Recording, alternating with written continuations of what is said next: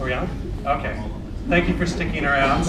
I imagine, I think the draw here might be the Spark bit, so I'll maybe emphasize the Spark bits in this talk. My name's Sean. I'm from Cloudera. I think a lot of you in the room, if you know Hadoop, you'll know Cloudera. We distribute Hadoop. We distribute some other open source software around it, including Spark. And my piece of the puzzle is data science. We have an office here in Shoreditch. About 50 of us are in EMEA now, so we are local. Look us up if you need Hadoop or data science help. But I want to talk to you tonight about anomaly detection and Spark. And really, I'm not going to talk about anomaly detection, or that piece is going to be a toy. I'm really going to use this as an excuse to talk about Spark and why it's interesting if you're doing things that look like data science. And I think that's good, because we've already had some good talks about real anomaly detection, so now some technology. So this is not going to be a talk full of memes and slides where I show you funny pictures and make jokes. This is going to be just actually a lot of code. And I'm just going to show you pictures of code. I'm not going to try and type this in real time. Although you actually could type what I'm about to type here, show you, and try this yourself at home. The slides will be available. You don't need to write down the source code here. Don't worry about that. So I think we know what anomaly detection is by now. It's finding things that are out of the ordinary. You could apply it to network security. You could maybe use it for fraud detection in transactions. You can imagine a lot of things can be anomalous, right? And so what I'm going to talk about here is actually generic. You can apply it to a lot of different domains. One distinction I want to make here is sometimes we know our unknowns, and sometimes the unknowns are unknown. So sometimes we actually don't even know what unusual looks like, or what fraud or what attacks look like. Sometimes we do, sometimes we don't. So anomaly detection comes into play even when we're looking for unknown unknowns. For tonight's purposes, I'm going to attack anomaly detection as a clustering problem, which is a simplistic way to look at it, but reasonable, I think. And in particular, I'm going to use k-means clustering, which is the most basic style of clustering. And we're going to use it to find areas of data that are dense. And we're going to say that areas that are not near dense areas of data are the unusual regions of the data. And that's going to lead to some questions I won't actually answer tonight, like what does far mean, and what's the right clustering algorithm to use. We're just going to skip over that and focus on implementing it, really. K-means clustering, I imagine most people in the room have seen this. It's just an iterative algorithm where we assign points to clusters, then we figure out where the new cluster center is based on the points that are assigned, and repeat and repeat and repeat and repeat. So it's a highly iterative algorithm. It's quite well understood, and the version I'm going to look at tonight is k-means++, which is just a slightly smarter initialization on top of this sort of expectation maximization algorithm. And one key point about k-means, if you don't know it, is that the catch is you have to tell it the number of clusters in advance, and it's hard to know in advance what k should be. And that's going to be a lot of our concern tonight, picking k, really tuning a hyperparameter of the model. So the example data set I'm going to use tonight is the KDD Cup 99 data set. KDD Cup is an annual machine learning research competition. The organizers put out a data set and a problem and ask people to come up with their best solution and write a paper about it. It's kind of like the original Kaggle, if you will. So in 1999, the data set, the topic was network intrusion detection, and they published this data set of 4.9 million TCP connections, or sorry, really network connections, most of which were normal network activity, and some of which were known to be anomalous, known to be some kind of attack. And the question was, can you predict which ones are attacks, or maybe can you predict unknown unknowns, attacks that data we think might be normal, but actually isn't. One of the nice things about this data set is it's pre-aggregated. They've actually extracted useful features from the data set already for us, so we can skip that bit. And I should note that this actually is not a great data set if you're really trying to build a network intrusion detection system. It's a toy data set, and it's actually not quite realistic, but for our purposes, just fine. This is what the data set actually looks like. It's, I think, a duration of a session of applicable, what the network protocol was, what service was being accessed, final TCP state, byte sent and received, and a bunch of other indicator flags about the nature of the connection. They don't really matter. They're just numeric features for the most part that tell us something about what happened within the session and have some predictive power about what kind of session it was, normal or some kind of attack. And so happens in this data set, we are given a label. We're told some data points are thought to be normal, not an attack, and some are known to be examples of particular types of network attack.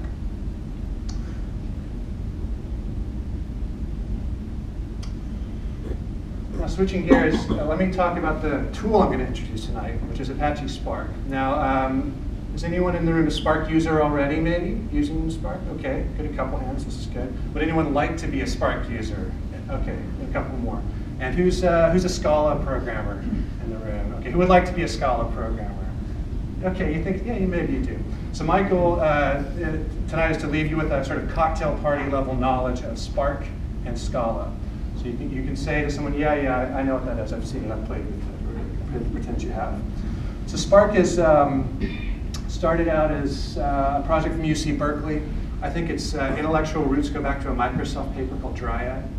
And within the last year or so, it's become a force of nature in the Hadoop ecosystem because it's actually a really cool programming model, and maybe even a better, certainly a more general programming model than what we have with just MapReduce.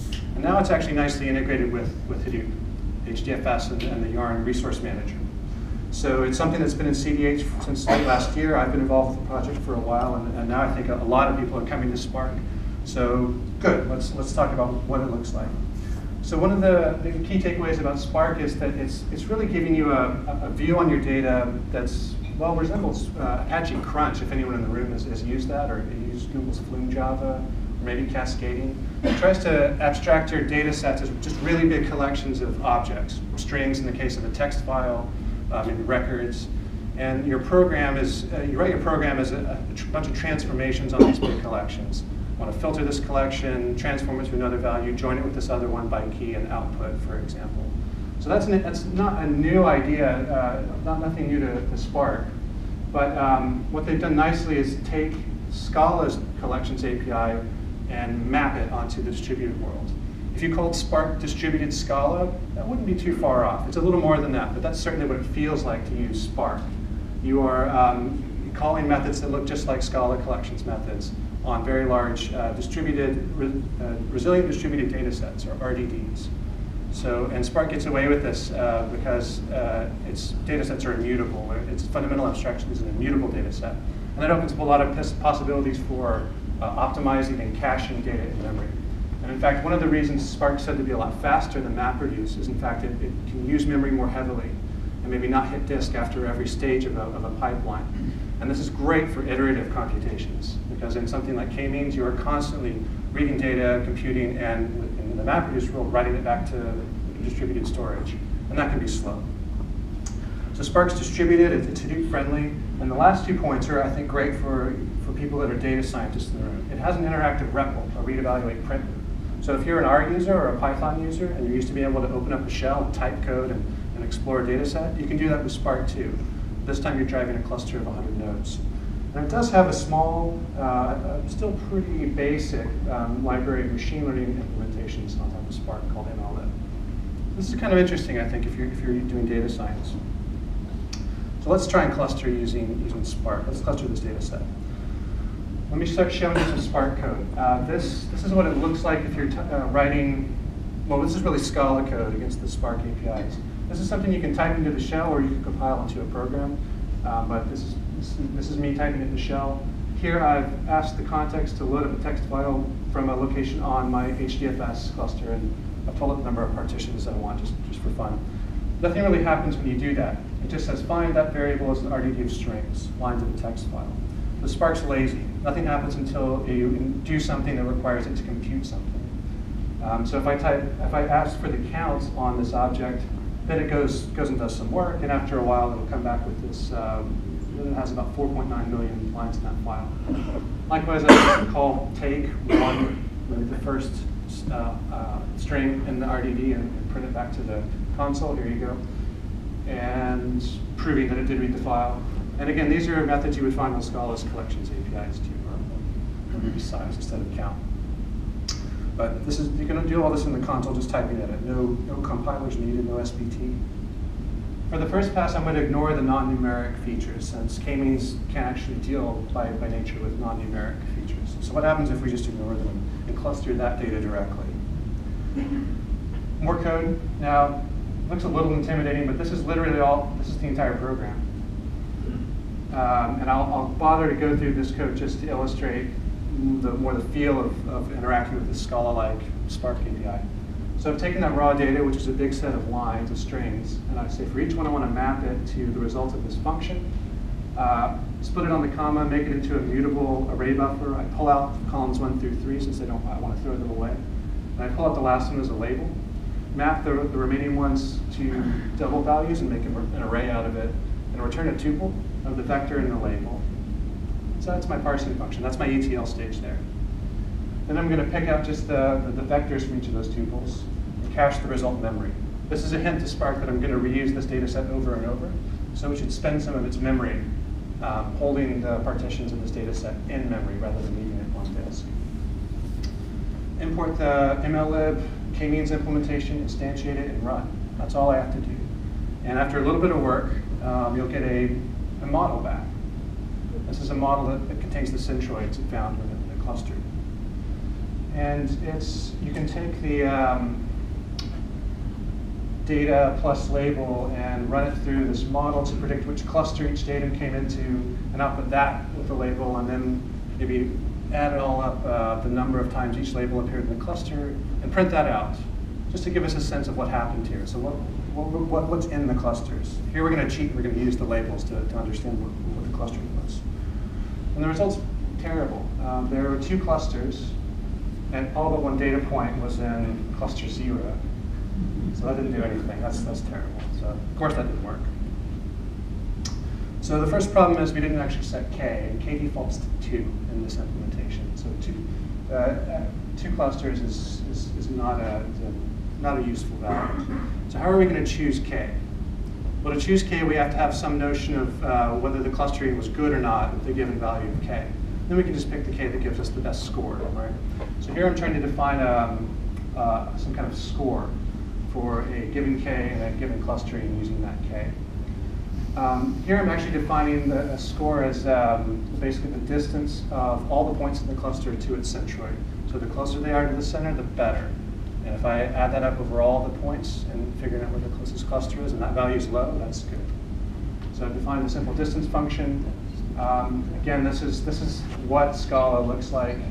To do this, I zip up 2 arrays together, and for each pair, take their difference, and then map that to the square, and then sum all that and take the square root. So this is how you think and write in Scala and therefore Spark. And that's about it. So once I've got this clustering function, I can say for k from 5 to 40 by 5, in parallel, even in the Spark driver, map k to the result of k and its clustering score. So what did I get? By the way, when you do this, it will actually do some non-trivial work, and you can fire up the Spark master UI and really see it in action. The thing I like is that just as with MapReduce and the task tracker, you can click through to individual lines of code and see the lines of code that invoke some distributed operation. You can see the tasks proceed to completion, how much data was written, how much memory was used. So you can watch the operations unfold in front of you. Here's the result from a run I made. Well, let's see what happened here. Good, the score is actually going down or getting better as k increases. That's not actually surprising. Take it to the extreme, if I set k to the number of data points, the result should be 0. Every point is in some cluster. But it's going down, and the general idea would be to pick some elbow point where increasing k doesn't make the score go down much. I don't really see that here, and in fact, I see a problem here. It actually should never be increasing with k. Ideally, you should always be able to make a better clustering with more k, or at least with smaller intra-cluster distances. So something went wrong there that we need to fix. The problem is we only run one version of one instance of the algorithm for every k, and it starts from a random starting point. So just by luck, we might get a good or a bad clustering based on the initial starting point. So we can tell it to do maybe 10 runs instead of 1 for every k. And ask for a tighter convergence criteria. So run longer, and let the clustering converge a little more. And we can do the same thing again, and the results, I'm not sure if it's any more informative, but at least it's decreasing now. And we were getting maybe slightly better scores here. Okay, so that helps. So far, at the end of my list, it still seems like the score, the distance is going down. So maybe my best case beyond 100. Quick sidebar, I could use R to go grab this data off of Hadoop and visualize it, do a random projection of it to 3 dimensions and plot it in R. So if you did that in R, you get a picture like this. And I don't really know what to make of it. If you spin this thing in 3D space, it's just an L shape. So what that says to me, though, is that 2 dimensions in the data are totally dominating where these points lie in space. Even though this is, what, 30 or 40 dimensions projected down to 3, that L shape is obvious. And in fact, yeah, I think you may have noticed that from the start. 2 of the dimensions had units that were obviously much larger than the others. The number of bytes sent and received. Those were measured in hundreds or thousands. Everything else was a 0-1 indicator, or maybe a proportion, maybe somewhere in 0-1. So 2 of these dimensions are totally dominating the distance function. And that's not good. As has been mentioned before, we had to normalize that. So we could do a simple z-score transformation. For every feature, subtract the mean, divide by the standard deviation. It's a bit naive, but good enough to make the point here. Subtracting the mean actually doesn't even matter, since that just moves point in space. It's the dividing by the standard deviation, or size of the variance, that tends to push these dimensions down to the same scale. And then the simple Euclidean distance makes sense again, or more sense. Same process. You can read this later. This is how you would do the z-scores. Sum the features, get their squares, get the standard deviation from those, get the means. And then here's a function that just normalizes individual datums with these values. It looks a little dense, and it is, but hey, this is the whole distributed program. This is it. Do it again, and what happens? Well, the scores are going to be much smaller, of course, because now one of these big dimensions has been flattened to a much smaller range. So that's to be expected. And maybe we're starting to see an elbow point here around 110, where as k increases, it's not dropping, the score's not dropping as much. Okay, that feels good. But let's visualize maybe one more time. This is what happened when I visualized this in R. It's some strange hammer-shaped structure when I project it down to 3D space. The colors are according to cluster. And now these clusters ought to be spherical in high-dimensional space. They may, however, project down into much stranger structures in lower-dimensional space. And it's a little hard to read since the colors of different clusters may be very similar here. But okay, that looks a little more reasonable. I'm not sure how to interpret that per se, but we're starting to see some more interesting and reasonable structure here. We can definitely see some points lie outside this normal region. And there's some coherent cluster over here in that little red bar. So maybe something's working better. I think it's worth briefly mentioning how you would bring categorical variables back into the mix here. And as I think you can guess, the answer is to convert the categorical dimensions into a series of indicator dimensions. So for example, I had this one feature that could take on values TCP, UDP, or ICMP. These are transport layer protocols. So I can convert that to 3 dimensions, 3 indicators. Is it TCP, is it UDP, is it ICMP? And then these become numeric features. Again, a bit of a simplistic approach, a little bit of a hack, but it's a reasonable thing to do. That's how you do it. Take a look later. It's just a question of taking the distinct categorical values, mapping them to numbers, inserting dimensions. That's all you got to do, just a bit of footwork with Scala. When I do it this way, I don't know, I'm feeling like there's still this point at 110 that feels pretty good, but then it keeps dropping after 140 or so. So I don't know, maybe if we were keen to experiment, maybe we'd be picking a value of 110 or 140 or so as a good value of k. Same thing when I project it, it's roughly the same kind of structure. Okay, interesting. So the last element I want to introduce is these labels. So we are actually blessed with these labels that tell us when 2 different sessions are actually an example of the same type of activity, which should probably cluster together. So we could actually use that in a model to help us evaluate when clusters are good or not. It's this label at the end that I ignored earlier. And to use this, I've introduced the idea of entropy. So if a cluster contained all sessions of a similar type, that's probably good. That means we bunch together similar activity into one cluster. If a cluster contained activity of a lot of different types, attacks and non-attacks, that's probably bad. That means that cluster didn't meaningfully capture some similarity in the data. Entropy is a good measure of mixedness. So it's a standard idea from information theory.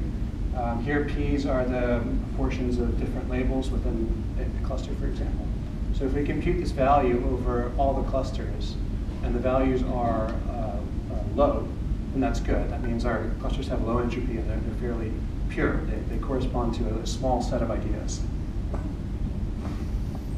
Again, Scala to the rescue. You can define entropy as a Scala function, and then work that into this clustering score function we have earlier. Here we're just computing entropy.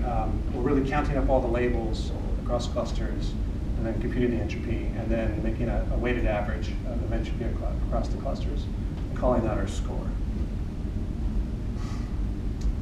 Now the nice thing about this is entropy is not necessarily decreasing with k, so we may actually find some local minima as k increases, and sure enough, this analysis at least indicates that k around 95 or 100 seems to be a good point. So maybe we'd stop at that point and say, great, let's, for this simplistic algorithm, where I have to tune one hyperparameter, k, there's a bunch of ways to use all the tools at my disposal to pick it, and signs are pointing to k is 95 or 100 or so.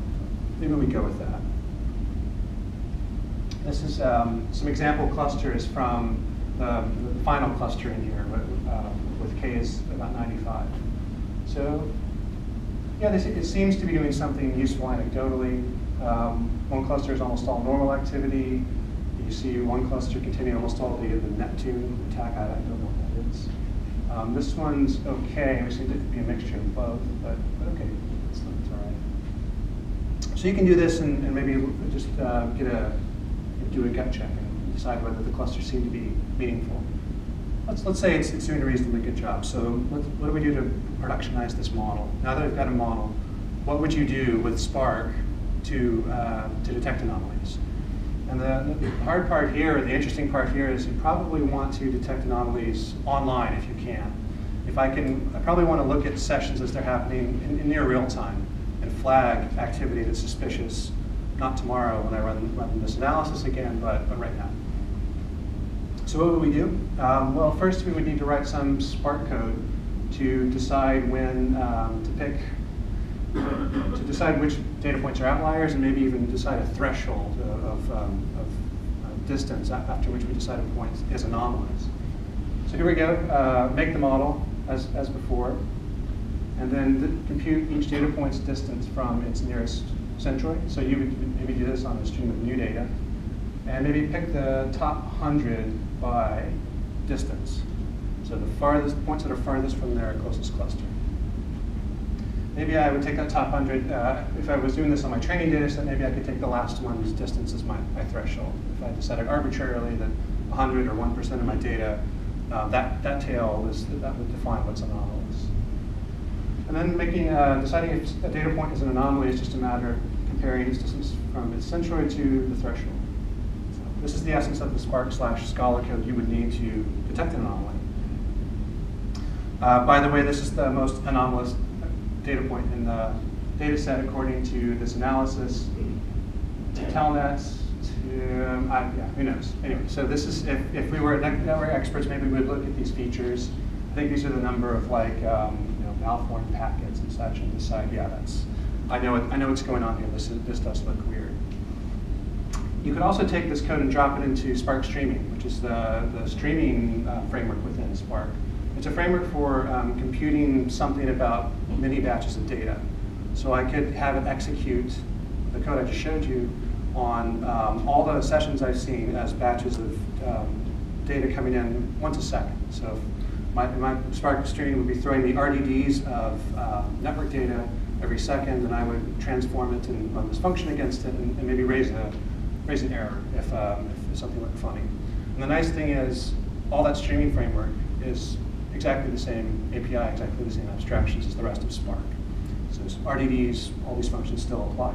It's not a separate framework to learn, and it's fully distributed. So you can handle, in theory, millions of events a second if you needed to, just by throwing more workers at Spark streaming. So in closing, I want to note what the difference is between this toy example and a real deployment. Number one, a real data set is the difference. If you were actually building a network intrusion detection system, you probably wouldn't have the luxury of pre-aggregated data, and you probably wouldn't know which ones were attacks in advance. And certainly you need maybe a bigger or more realistic data set than the one played with here. There's a lot more sophisticated things you can do with the algorithms. For example, this used plain Euclidean distance. As was mentioned before, the Mahalo-Novus distance actually makes a lot more sense theoretically. There's better initialization algorithms than the plus initialization. And finally, there's whole other algorithms that are arguably more suitable than this one. For example, I'm not sure it makes sense to model this as spherical clusters. A mixture of Gaussians arguably also makes more sense here. But you can imagine implementing this in Spark, and the same principles apply. I just chose this since this is all MLlib has right now. I should note too that if you're actually going to build such a system, you probably need to pass along some kind of identifier to these data points. And there was no unique ID here, so if I found something was anomalous, how would I trace that back to an event that happened on my real servers? You probably want a real-time deployment in front of this. You want to deploy this as Spark streaming to make it useful. The model is nice, but it doesn't really help you if you're just analyzing stuff after the fact every night. You probably want to analyze it in real time. Finally, I'd want maybe a continuous pipeline of rebuilding this clustering model periodically, maybe every night, maybe every week, whatever makes sense, so I can evolve my model of what anomalous means. These models aren't static, they themselves have to evolve over time. And lastly, it might be nice to have more sophisticated visualization than just projecting these points into space. It'd be nice to have proper tools to browse the data and understand, click on an anomalous data point and see where it came from and so on. That's not something you get with Spark or Hadoop per se, but certainly your standard BI tools do plug into maybe stuff like that. That's all for me. So that was a lot of Spark code, that was a lot of Scala code, I know. I know it was fairly simplistic when it comes to the anomaly detection bit, but I hope the Spark and the Scala examples give you a taste of what it feels like to build models in MLlib, to use Spark and Scala in particular.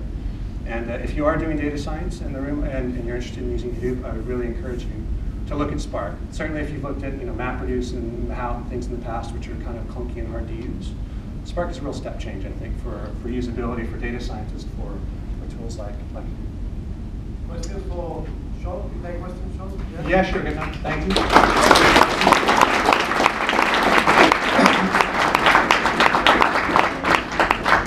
Question here? So, using Spark, I found we might encounter memory settings.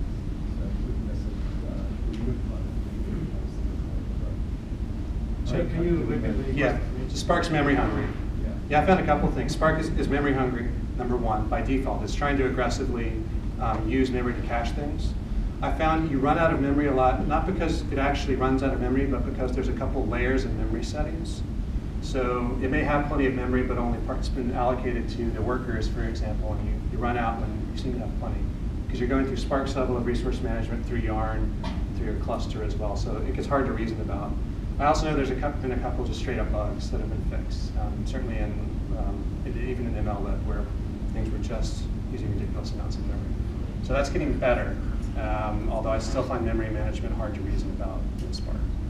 The nice thing about using it through something like CDH is at least the cluster can kind of guide you and tell you when a setting is pretty silly and has some pretty good defaults for you. Another question here? Certainly, sir. Well, the first time I heard about Spark was another data science London event, and it looks extremely promising, and it actually seems very promising for a particular problem I'm trying to solve in healthcare. But the problem is, the documentation is written in this is a magical solution style, and whenever I try to go into details of how it actually ticks, then I cannot find any proper piece of information that tells me how it's connected to this, how it's connected to that, how the tasks are distributed. I even asked a question, in the users group just to see what happens, and I didn't see a response. Saying that the documentation says this class is being sent, this object is being sent to workers. What's the semantics of send here? Is it and no? And in the meantime, you look at the community and emails, and it says for secret cults. They studied somewhere in a cave and learned everything, and then started discussing about it. So where is, if you know, the inner workings documented? How do I understand how it actually works? So Spark's hard to understand. Help. That's the question. No, it doesn't have documentation that would help me understand it. So I think the documentation's okay if you're coming from Scala. So a lot of the stuff that Spark does is sort of distributed Scala. So when, for your example, objects get magically shipped around, that's kind of a Scala thing, because Scala has closures, and when you define a function, it has like references. It kind of comes with references to all its environment. And Spark replicates that, and that's actually really cool. So before in MapReduce, you had to manually manage pushing data out to your mappers. Yeah. Does it? What I mean is, does it send a physical set of, just what, not physical, but a set of bytes, the class? Does it travel over the network? Yes. For example? Yeah. Well, that's what I. That's not the kind of thing I can find. And that's fairly complicated stuff, I would say. But yes, it's serialized enclosures across the network, and at times you have to dig in and understand that to optimize it. So I need to read the source code. That's it's not a problem. Not a problem. It's just if there's a nice documentation somewhere and I don't know about it, then I'm going to feel like a moron after 4 months of reading the source code and seeing that it's been documented. Read a Scala book first. Definitely know Scala first. The website's reasonably well documented, and I know the core committers are writing an O'Reilly book. The Spark book coming out next week. Maybe that helps. The mailing list is really busy. I find it hard to get attention on the mailing list too. It's just very busy. It's already coming out, yeah. The Matthew's book's already coming out, so maybe there's something there. Tom, you had a question, right? Yeah, sorry. I just wondered if there are any constraints on what you said you can make it streaming. I mean, a certain operations that just make it streaming. So, what sort of constraints? So what can Spark Streaming do and not do? Because streaming is an overloaded term, really. So Spark Streaming basically means it takes a data source like a Kafka queue or Flume or just files appearing somewhere and hands many batches of the data set to you. And that's all it means. So you have time. Nothing about that's machine learning oriented, right? So you can build on top of that streaming k-means, for example. That doesn't exist yet at all in MLlib. Someone's talking about it, but yeah. So it doesn't magically make standard machine learning algorithm and online algorithm. But at least it gives you the pieces from which you could build such a system. Any other questions? So, well, thanks a lot, Sean. Thank you, appreciate it.